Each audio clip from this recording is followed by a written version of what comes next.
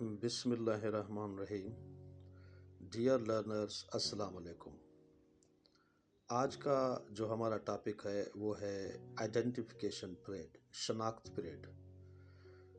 شناخت پریڈ کیا ہے، آج ہم اس پہ روشنی ڈالیں گے۔ امید ہے کہ یہ ویڈیو آپ کے بہت کام کی ہوگی اور آپ کے قانونی علم میں بہت زیادہ اضافہ ہوگا۔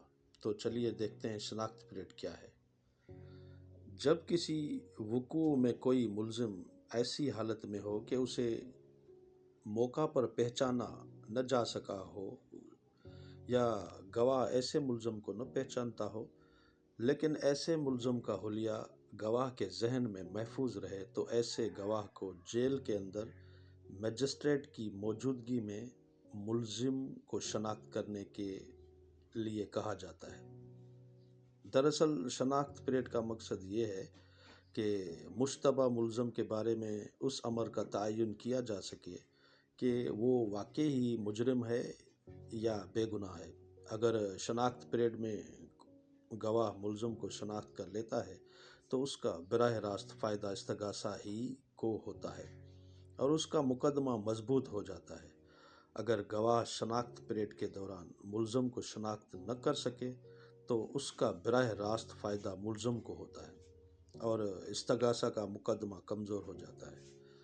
شناخت پریڈ اس قسم کی شہادت ہے کہ اگر اسے دیگر شہادتوں سے الگ کر کے دیکھیں تو اس کا کوئی مقصد سامنے نہیں آتا۔ اگر دیگر واقعات متعلقہ سامنے رکھا جائے تو اس سے ایسے واقعات کی توضیح ہو سکتی ہے۔ بعض اوقات یہ شہادت دیگر شہادت کو کمزور کرتی ہے اور بعض اوقات اسے مضبوط کرتی ہے۔ جیسے الف پر الزام ہے کہ اس نے بے کو قتل کیا ہے۔ بوقت وقوع الف نے چہرے پر کپڑا لپٹا ہوا تھا اور صرف بے کی بیوی موجود تھی جو بوقت وقوع الف کو نہ پہچان سکی۔ الف اور بے کے درمیان شدید اختلافات تھے۔ یہ الف کے خلاف قرائنی شہادت تھی۔ الف کو شک کی بنا پر گرفتار کیا گیا اور دوران شناخت پریڈ بے کی بیوی سے اس سے شناخت کرنے کے لیے کہا گیا۔ یہاں اگر بے کی بیوی الف کو شناخت کر لیتی ہے تو قرائنی شہادت کو مزید تقویت ملے گی، اور اگر وہ شناخت نہیں کر پاتی تو قرائنی شہادت کمزور ہوگی۔ جب کسی شخص کی شناخت کا مسئلہ ہو تو ایسے تمام حقائق جو کسی شخص کی شناخت کو قائم کر سکیں متعلقہ ہوتے ہیں اور ملزم کو قد، عمر، جسامت، آنکھوں، نشانات یا دیگر علامتوں سے شناخت کیا جا سکتا ہے۔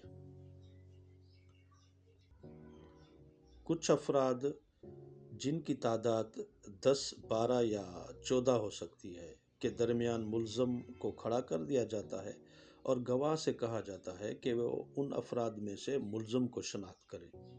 ملزم اور دیگر افراد کو اسی حلیے میں گواہ کے سامنے لایا جاتا ہے جو گواہ بوقت وقوع ملزم کا بیان کرے۔ اگر گواہ یہ بیان کرے کہ بوقت وقوع ملزم نے منہ پر کپڑا لپٹا ہوا تھا اور اس کی آنکھیں اور پیشانی نظر آ رہی تھی تو ملزم اور دیگر افراد کو اسی حلیہ میں گواہ کے سامنے لایا جاتا ہے۔ شناخت پریڈ اس طریقے سے بھی ہو سکتی ہے کہ جب گواہ یہ کہے کہ اس نے وقوع کے وقت ملزم کو دیگر ملزمان سے باتیں کرتے ہوئے سنا تھا، تو ملزم کو چند دیگر افراد میں بٹھا کر بات چیت کرائی جاتی ہے اور گواہ کو آواز کے ذریعے ملزم کو شناخت کرنے کے لیے کہا جاتا ہے۔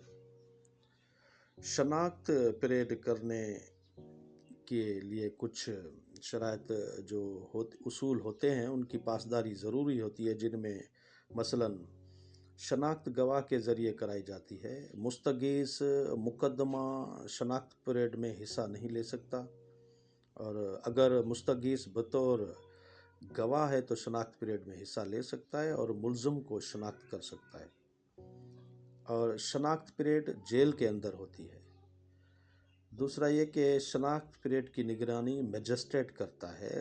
मुलज़िम को हक है कि वो अपना हुलिया दुरुस्त रखे या उसमें कोई तब्दीली करे, और शनाख्त परेड में पुलिस हिस्सा नहीं ले सकती। शनाख्त परेड के ज़रिए मुलज़िम की शनाख्त उसके खिलाफ काबिल अदखाल है और ये एक बेहतर सबूत करार पाती है। शनाख्त परेड के ज़रिए शनाख्त और उसके शहादती कदर व कीमत या अदालती हैसियत को दो सूरतों में देखा जाता है। पहली सूरत तो ये है कि गवाह मुलज़िम को शनाख्त करे। ऐसी सूरत में ये मुलज़िम के खिलाफ काबिल अदखाल शहादत होगी और इस्तगासा का मुकदमा मजबूत होगा। मुलज़िम के खिलाफ ये एक बेहतर शहादत होगी। शनाख्त परेड के ज़रिए शनाख्त और शहादती कदर व कीमत की दूसरी सूरत ये है कि गवाह मुलज़िम को शनाख्त न कर सके तो ये मुलज़िम के हक़ में होगा और इस्तगासा का मुकदमा कमज़ोर होगा और मुलज़िम को बेगुनाही के हक़ में एक बेहतर शहादत होगी। उसकी शहादती कदर व कीमत का अंदाज़ा इस अमर से लगाया जा सकता है कि अगर किसी मुकदमा में किसी मुलज़िम की शनाख्त परेड न हुई हो जबकि उसका होना ज़रूरी था या गवाह शनाख्त न कर सका हो तो अदालत ऐसे मुलज़िम को फ़ौरन ज़मानत पर रिहा करने का हुक्म सादर करती है। ख्वाह जुर्म की नौयत कितनी ही संगीन क्यों न हो, किसी मुलज़िम की शनाख्त के लिए तमाम ऐसे हक़ाइक़ अमूर जो शनाख्त के लिए ज़रूरी हों मुतलका होते हैं और उनके ज़रिए शनाख्त कराई जा सकती है। अगर ऐसे हक़ाइक़ या उमूर को नज़रअंदाज कर दिया जाए तो उसकी कोई शहादती कदर व कीमत नहीं होगी और न ही उसकी दीगर शहादतों से कोई जुदागाना हैसियत होगी। शनाख्त परेड के ज़रिए शनाख्त और उसकी शहादती कदर व कीमत का अंदाज़ा इस अमर से भी लगाया जा सकता है कि अगर किसी मुकदमा में जबकि शनाख्त परेड ज़रूरी थी और न कराई गई हो तो ये अमर इस्तगासा के खिलाफ होगा और उसका बराह रास्त फ़ायदा मुलज़िम को होगा। मुलज़िम को शक का फ़ायदा दिया जा सकता है। अदालत ये भी देखती है कि शनाख्त परेड अंदाज में हुई और तमाम कानूनी कवायद व ज़वाबित पर अमल किया गया। ऐसा न हुआ हो तो ऐसी शनाख्त परेड की कोई शहादती कदर व कीमत नहीं होगी। बाज़ औक़ात अदालत शनाख्त परेड को उसी वजह से सरे से ही तस्लीम नहीं करती।